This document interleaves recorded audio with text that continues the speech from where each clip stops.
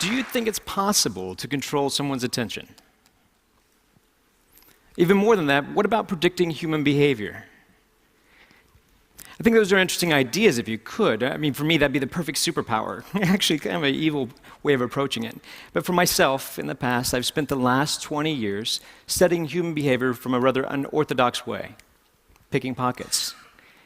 When we think of misdirection, we think of something as looking off to the side when actually it's often the things that are right in front of us that are the hardest things to see, the things that you look at every day that you're blinded to. For example, how many of you still have your cell phones on you right now? Great. Double check, make sure you still have them on you. I was doing some shopping beforehand. Now, you've looked at them probably a few times today, but I'm going to ask you a question about them. Without looking at your cell phone directly yet, can you remember the icon in the bottom right corner? Bring them out, check, and see how accurate you were. How'd you do? Show of hands, did we get it? Now that you're done looking at those, close them down, because every phone has something in common. No matter how you organize the icons, you still have a clock on the front. So without looking at your phone, what time was it? You just looked at your clock, right? It's an interesting idea. Now I'll ask you to take that a step further with a game of trust. Close your eyes. I realize I'm asking you to do that while you just heard there's a pickpocket in the room, but close your eyes. Now, you've been watching me for about 30 seconds. With your eyes closed, what am I wearing? Make your best guess. What color is my shirt? What color is my tie? Now open your eyes. By show of hands, were you right? It's interesting, isn't it? Some of us are a little bit more perceptive than others. It seems that way. But I have a different theory about that model of attention. They have fancy models of attention, Posner's trendy model of attention. For me, I like to think of it very simple, like a surveillance system. It's kind of like you have all these fancy sensories, and inside your brain is a little security guard. For me, I like to call him Frank. So Frank is sitting at a desk. He's got all sorts of cool information in front of him, high-tech equipment. He's got cameras. He's got a little phone that he can pick up, listen to the ears, all these senses, all these perceptions. But attention is what steers your perceptions, is what controls your reality. It's the gateway to the mind. If you don't attend to something, you can't be aware of it. But ironically, you can attend to something without being aware of it. That's why there's the cocktail effect. When you're in a party, you're having conversations with someone, and yet you can recognize your name, and you didn't even realize you were listening to that. Now, for my job, I have to play with techniques to exploit this, to play with your attention as a limited resource. So if I could control how you spend your attention, if I could maybe steal your attention through a distraction. Now, instead of doing it like misdirection and throwing off to the side, instead what I choose to focus on is Frank. To be able to play with the Frank inside your head, your little security guard, and get you, instead of focusing on your external senses, just to go internal for a second. So if I ask you to access a memory, like, what is that? What just happened? Do you have a wallet? Do you have an American Express in your wallet? And when I do that, your Frank turns around. He accesses the file. He has to rewind the tape. And what's interesting is he can't rewind the tape at the same time that he's trying to process new data.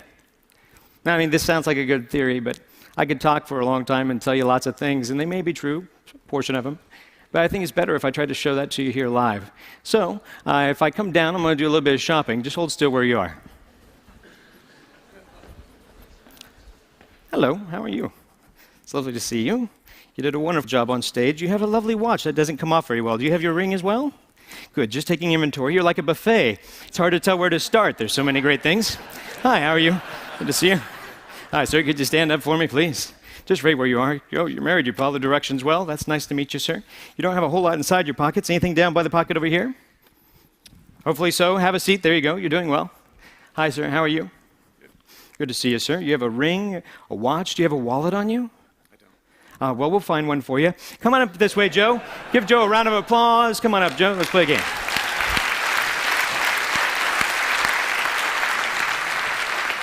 Pardon me. Don't think that you need this clicker anymore. You can have that. Thank you very much. Appreciate that. Come on up to the stage, Joe. Let's play a little game. Now, do you have anything in your front pockets? Money. All right, let's try that. Can you stand right over this way for me? Turn around and let's see. If I give you something that belongs to me, this is just something, a half poker chip. Hold out your hand for me. Watch it kind of close. Now, this is a task for you to focus on. Now, you have your money in your front pocket here? Yep. Good. I'm not going to actually put my hand in your pocket. I'm not ready for that kind of commitment. One time a guy had a hole in his pocket, and that was rather traumatizing. I was looking for his wallet, and he gave me his phone number. It was a big miscommunication. So let's do this simply. Squeeze your hand. Squeeze it tight. Do you feel the poker chip in your hand? I do. Would you be surprised if I could take it out of your hand? Say yes? Very. Good. Open your hand. Thank you very much. I'll cheat if you give me a chance. Make it harder for me. Just use your hand. Grab my wrist, but squeeze. Squeeze firm. Did you see it go? No. No, it's not here. Open your hand. See, while we're focused on the hand, it's sitting on your shoulder right now. Go ahead and take it off. Now, let's try that again. Hold your hand out flat. Open it up all the way. Put your hand up a little bit higher, but watch it close there, Joe. See, if I did it slowly, it'd be back on your shoulder. Joe, we're going to keep doing this till you catch it. You're going to get it eventually. I have faith in you. Squeeze firm. Squeeze. You're human. You're not slow. It's back on your shoulder. You were focused on your hand. That's why you were distracted. While you were watching this, I couldn't quite get your watch off. It was difficult. Yet you had something inside your front pocket. Do you remember what it was? Money? Check your pocket. See if it's still there. Is it still there? Oh, that's where it was. Go ahead and put it away. We're just shopping. This trick's more about the timing, really. I'm going to try to push it inside your hand. Put your other hand on top for me, would you? It's amazingly obvious now, isn't it? It looks a lot like the watch I was wearing, doesn't it? Oh, thanks. But it's only a start. Let's try it again a little bit differently. Hold your hands together. Put your other hand on top. Now, if you're watching this little token, this obviously has become a little target. It's like a red herring. If we watch this kind of close, it looks like it goes away. It's not back on your shoulder. It falls out of the air, lands right back in the hand. Did you see it go? It's funny. Got a little guy, he's union. He works up there all day.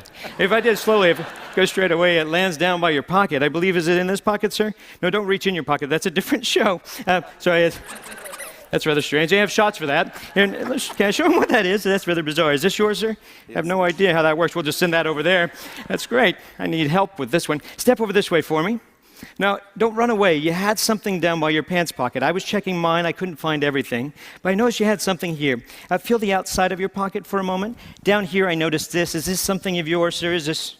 I had no idea. That's a shrimp. Yeah, saving it for later. You've entertained all these people in a wonderful way. Better than you know. So we'd love to give you this lovely watch as a gift. Hopefully it matches his taste. But also we have a couple of other things. A little bit of cash. And then we have a few other things. These all belong to you, along with a big round of applause from all your friends. Joe, thank you very much.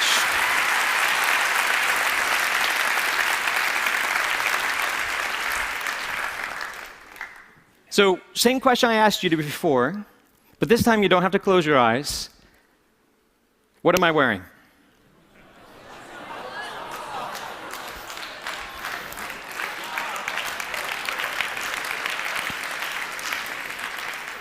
Attention is a powerful thing.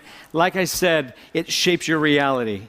So I guess I'd like to pose that question to you. If you could control somebody's attention, what would you do with it?